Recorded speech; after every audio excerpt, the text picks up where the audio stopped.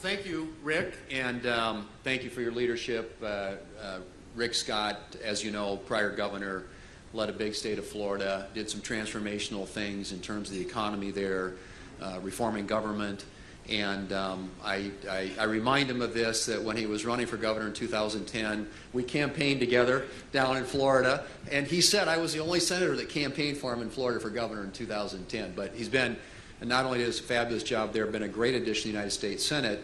And the perspective he brings, having been successful in business and having that, seeing things with that set of eyes, is enormously important and plays an incredibly constructive role in helping us come up with solutions that are built around conservative principles and that will hopefully lead our country in a better direction. So thanks for your leadership, and Ann for being a partnership. I know it is, and but it's great to see all of you here. Congratulations on this, and I hope that it's been a successful time. I know you've had some great panels or some great discussions. I saw you had one on energy, one on reconciliation, looked like one on digital assets. So I hope it's been a good time for you.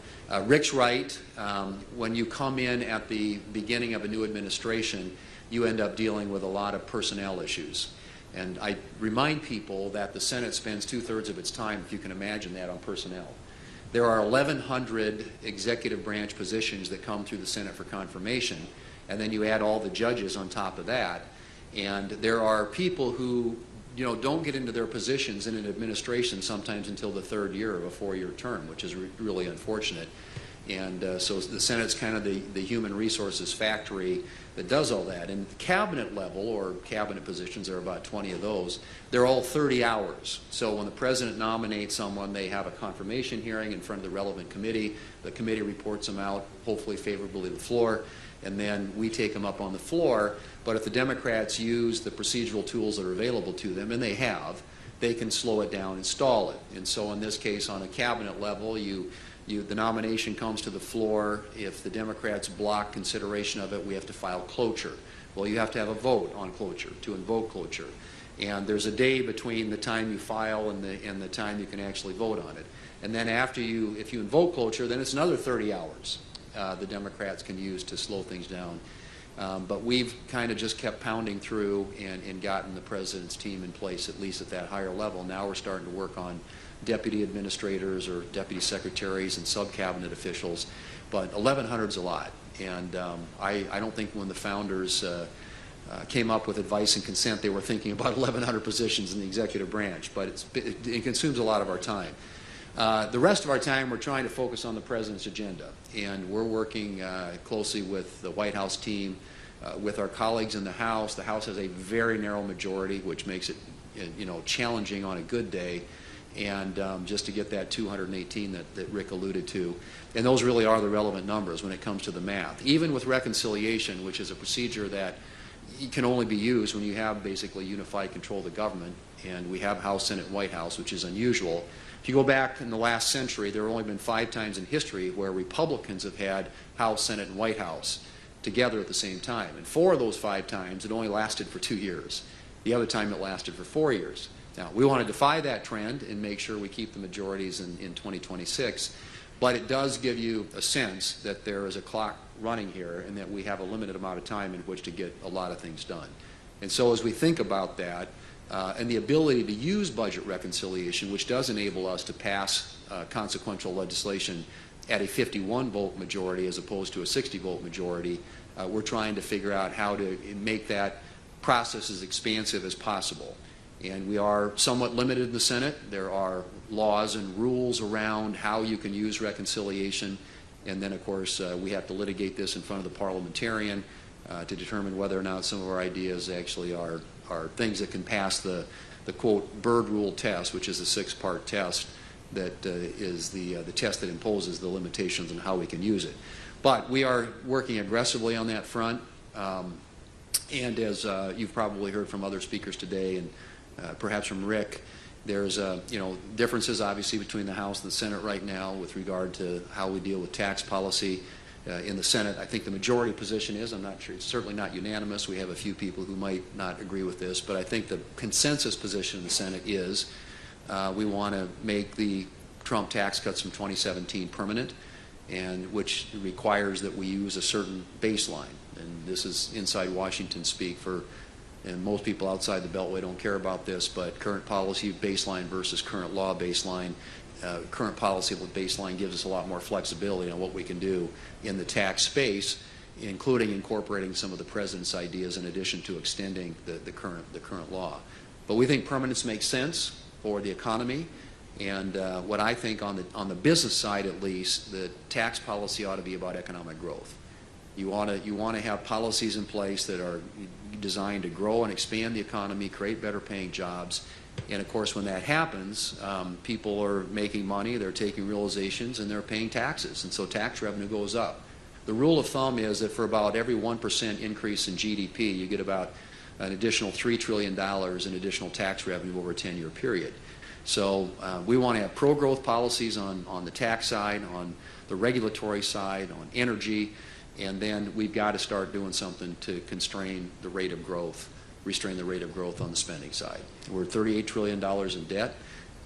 There is no way we can sustain this path. And so as we've had these conversations and talked about how can we find a path forward that enables us to start to bend that curve in the right direction, get spending under control, or at least limit the rate of growth, get growth in the economy over here. And I think eventually, it's not going to happen overnight, but I think you can start getting to a more sensible position when it comes to the fiscal outlook for the country. And that's going to require some political courage and some hard decisions. There's no way around it. And so I'm hopeful that we're going to have the wherewithal to find the 51 in the Senate and the 218 in the House in order to make that happen. So some spending restraint, some deficit reduction, pro-growth policies. I think that's an agenda for the economy that's good for the country, and we're working as hard as we can to aggressively implement that, working with the President and his team, and then, of course, dealing with the immediate issues of the border, national security. We live in a dangerous world, and we passed a bill, a budget resolution a few weeks ago on the Senate that addressed those immediate concerns. The House passed something, as you know, last week that dealt with some of the tax pieces. We're going to have to figure out a way to merge those together. Both Senate and House have to pass a budget resolution. That unlocks reconciliation. It's a two-step process. The budget resolution doesn't have to be signed into law by the President, but the reconciliation bill does, and that's where you make law. And that's our window of opportunity at a 51 vote threshold in the Senate instead of the customary and usual 60 to get some really significant things done for the country. So as we move forward, it's going to take a team. We're trying to keep all the people rowing in the same direction, but I feel really good about the atmospherics right now in our party. I think we're united in the things we want to get done. There are differences in the process and procedures in the House and the Senate, and as I said, the House has a very narrow majority and makes it challenging to do pretty much anything, but Rick has a good relationship with a number of folks in the House, meets with them on a regular basis, so we've got good lines of communication and are doing our best to ensure that we are all pulling in the same direction.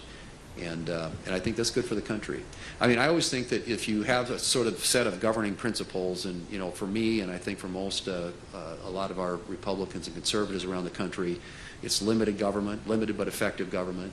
It's personal freedom coupled with individual responsibility. It's economic freedom, free markets, free enterprise, and it's peace through strength. I think those are kind of the governing principles, if you will, and hopefully the policies that we are advocating and supporting and trying to make into law reflect those principles. So we appreciate your support and welcome, obviously, your suggestions and input. We're always looking for good ideas, and none of this is going to be easy, but we didn't expect it to be, and that's why we're here. We want to do things that make a difference, a positive difference for our country, and we know that's not going to be easy, but it's important, and we got to keep this country headed in the right direction. And I think last fall's election was a huge moment in which the American people, in a decisive way, gave this president a mandate and the Republicans in Congress a mandate to do really transformative things. And you're starting to see some of the effects of that already. with DOGE and some of the changes that are being made with respect to government programs and trying to make them work more efficiently, modernize our federal government in a way that reflects what's happening in the real world, in the private economy, and hopefully yielding the kind of results that we want to see, which is a government that's more effective, more efficient, modernized in a way that's using technology, and hopefully at a lot less cost to the American taxpayer. So thank you for being here. Happy to take a question or two if anybody has any, or comment or accusation. Yes, sir. This guy I know. Maybe I didn't understand correctly, but on the extending the tax cuts, if you do that through a reconciliation, won't they expire again in another 8 years? They will, and that's where the use of the baseline matters. And if you want to make them permanent, if you use the traditional reconciliation process in a current law baseline, you can't run deficits outside the 10-year window, which means that you have to be able to fit your policy into, in particular, extending the tax relief is about a $4 to $4.5 trillion exercise as scored by the Joint Committee on Taxation and the Congressional Budget Office. And to accommodate that, you know, to have the headroom to do these things on a permanent basis, you would have to use a current policy baseline. And the current law baseline had been more traditionally used. We would argue that if you're extending existing tax policy, you shouldn't have to offset all that. Basically what you're saying is we're just extending the policy as it exists today, and obviously if the law kicks in at the end of the 10-year period, and by the way, when we did this in 2017, and I was on the Finance Committee at the time, and the kind of principal objectives, at least on the business side of the tax code, was, you know, it was lower rates and faster cost recovery. It was to create growth in the economy, and it did. But it generated more revenue than what the prognosticators predicted, about $1.5 trillion in more revenue, and I think that can happen again. But to answer your question, the bill as passed by the House accommodates 6 at a minimum, 8 at a maximum years of extending the Trump tax cuts. So if we want to extend them and do it in a way that makes that law permanent, which I think provides certainty in the economy and something that investors are certainly looking at, the use of the baseline matters. But I think I would say, and I think Rick could, a majority, big majority of Republican senators believe that that's the route to go, and it's to make the law permanent. The House bill does not do that, which is a change we would have to make to the budget resolution that they passed. Yes. Yes. Senator, my name is Armando Chappelli. I'm a businessman for 50 years. I have a suggestion. By the way, I'm a cohort with the President of the United States in age, so I don't feel out of bounds in here. Congratulations on your election to lead us into the future. It's a tough job, but we're here to help you. If you could do one thing that would be transformative for the small business community in this country, it would be to get the IRS to process the employee retention credits that was passed by the Congress. They've been sitting on these ballot applications for years. I believe part of the weaponization of government of the previous administration was to punish business because we supported the president and Republican causes. So if that can be revived, it would, my company is owed $2 million, and they're sitting on it for 3 years with no action. Okay.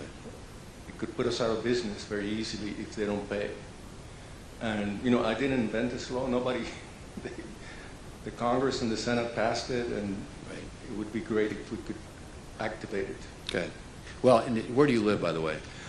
I'm in the great state of Florida, about 50 miles away from the great senator from Florida, and great governor of Florida, founder of Space Florida. Well, and you're right, and the federal government makes promises, they need to honor them. And I do believe that the federal government under the previous administration was used in a way that was very anti-business. And you can see that just in their regulatory actions, which is why just in the last couple of weeks we've passed what we call CRAs, which are our Congressional Review Act resolutions of disapproval that roll back the previous administration's regulatory policies. And we succeeded with 4 of those just in the last couple of weeks, and we'll continue to do that because we believe that in the past administration there was an assault on business, and particularly businesses that were in the energy space, but pretty much across all sectors of the economy. The heavy hand of regulation, tax policy is felt on a daily basis, and I think it's a huge wet blanket on the economy. And clearly there have been examples like yours, I think, where the federal government in their dealings with the business world hasn't followed through, and so we need to make sure that they do. That are affected by that. Yeah. Yeah. Exactly. All right. Thank you all very much. Enjoy lunch. Thanks. Thanks, Rick.